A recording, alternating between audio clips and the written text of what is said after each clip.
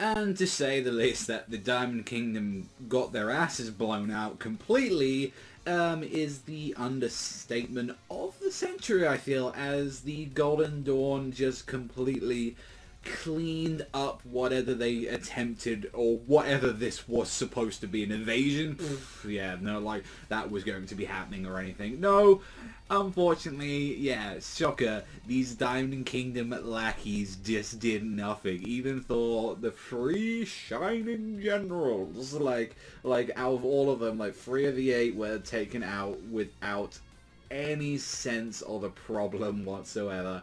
And it leads into quite a nice moment between Asta and Yuno finally reuniting after a little bit. Like, we hadn't seen them for a tiny bit, and seeing how far their growth has been.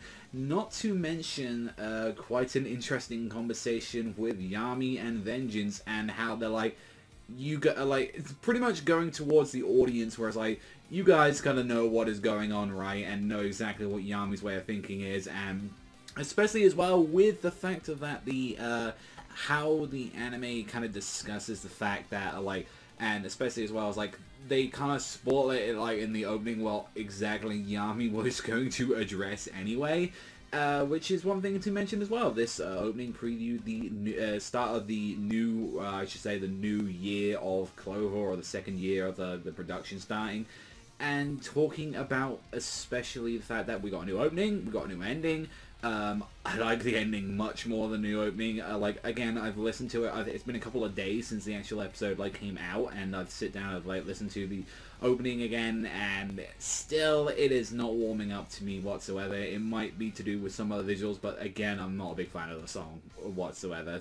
Ending I like a lot, and the fact that it was handled by the director himself, and it was just pretty much all just done by him, is incredible in my eyes. Like, and he really overworks himself, like with some of the stuff that he does on this show, so definitely just kudos to that. But again, I think it is at the moment the weakest Black Clover opening that I had. But the fact of this entire episode was focusing on Yuno taking on what, like, if anything, 2 of the generals on his own, and holding himself like completely fine against two of them, just fine. You even see that one of like the higher up like echelons of the Golden Dawn, Langris, which, you know, the fact that they've been hinting at about a lot, especially in the opening, who he is, and what we do know about him, which is this is Emerald, this is Finral's brother here, and you're seeing that he has the same kind of spatial magic. The only difference is he uses his for offense instead of like transporting people around, and the fact that he is able to dispatch one of them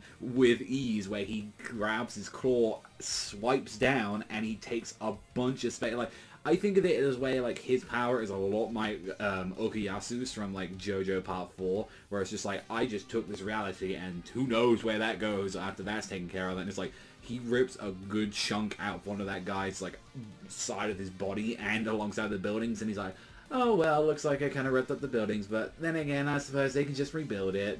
Too bad. Like, this is the kind of people that William has under his foot, like, at the moment. It's like, the fact that he is the, out of all of them, he's the captain, and you're like, well, what the hell can the captain do out of this? Which you saw a little hint about it when he was using his World Tree magic, and we saw a little bit when we, like, in the first early episodes of what he could do, like, with his powers, but he uses, like, other people's magic against them by using this battlefield with his World Tree, makes this massive giant tree, like, ripping into the sky. And you see like the smoke guy from the second arc, like when you got to see a little bit of him, and he's like, oh shit, and he's trying to let the generals know about this, like, guys, we need to get out of there right now and all that. They're going to be unleashing a huge attack, and they're too busy being cocky sons of bitches and like screaming at each other's faces that they are not paying attention to this whatsoever, and they get their asses blown out and they get completely destroyed by this. And it's like, you guys just didn't even stand a chance against this. Like,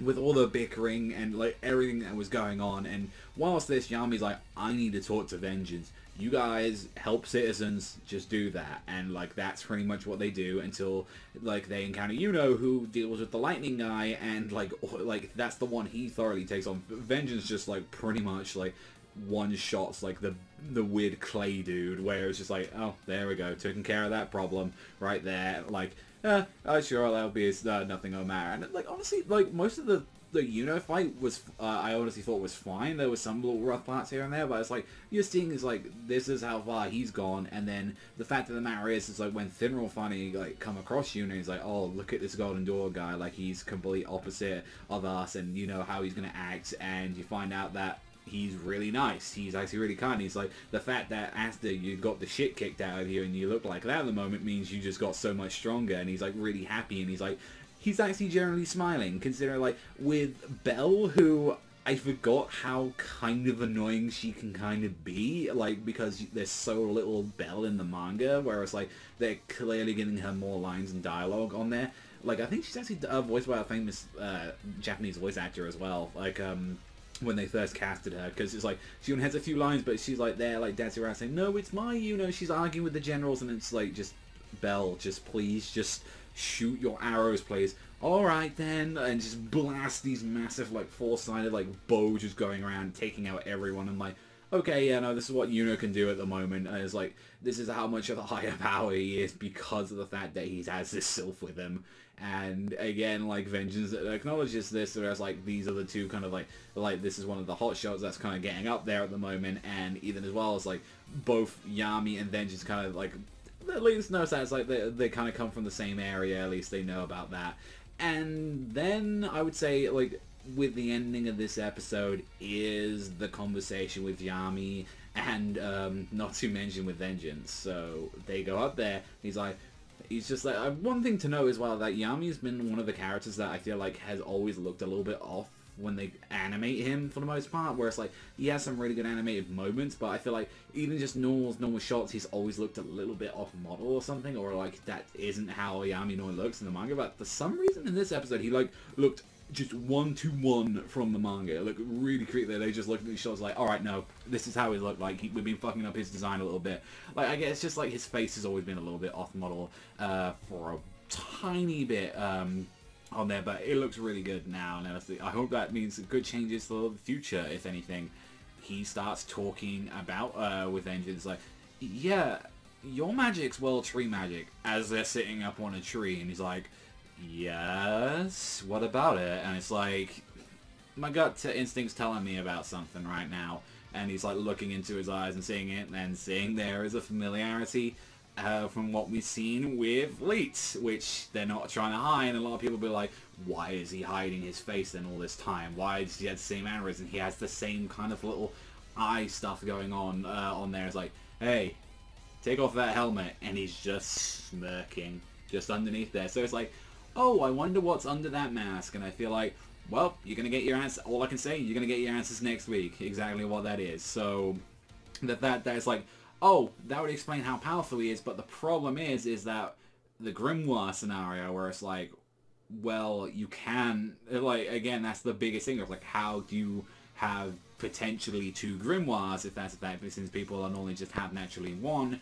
and we've seen the only way you can have two kinds of magic is kind of like butchering or stitching two grimoires up together. So again, we don't, there's things and all that to be said and all that, like, what do you exactly think? Do you think this what's going to happen between Yami and Vengeance, that two captains are kind of staring each other down at the moment, and what do you think's under like his mask? Do you think he's actually going to do it? And like, what exactly is going on with these two and all that? And especially, this is kind of wrapping up for the most part, this little prelude into more of the art. But I cannot wait for more. Like, I will definitely say with the opening, as well as I clarified it as well on the comments section of the live reactions, that it will be changing. It will, at least visually, that they are going to be changing it throughout the arc. So there are going to be different stuff that they're going throughout there, which would explain a lot, so we're going to be going through that. Overall, I enjoyed this episode. I thought I liked good chunks and parts of it. I think there were some really nice conversations. I liked the little reunion with Yuno and seeing how far he's progressed so far. Like, you see how terrifying just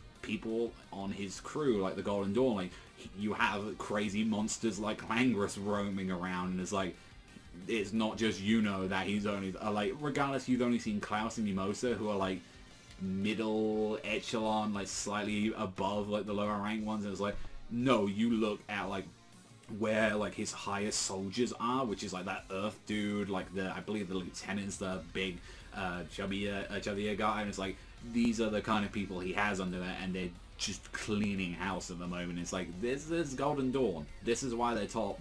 like more top tier, and it's like you're looking at more of the higher people and seeing the fact that his biggest ability with what, at least anything what especially with Vengeance can do, is that he can turn other people's magic against them with his like whole world tree stuff.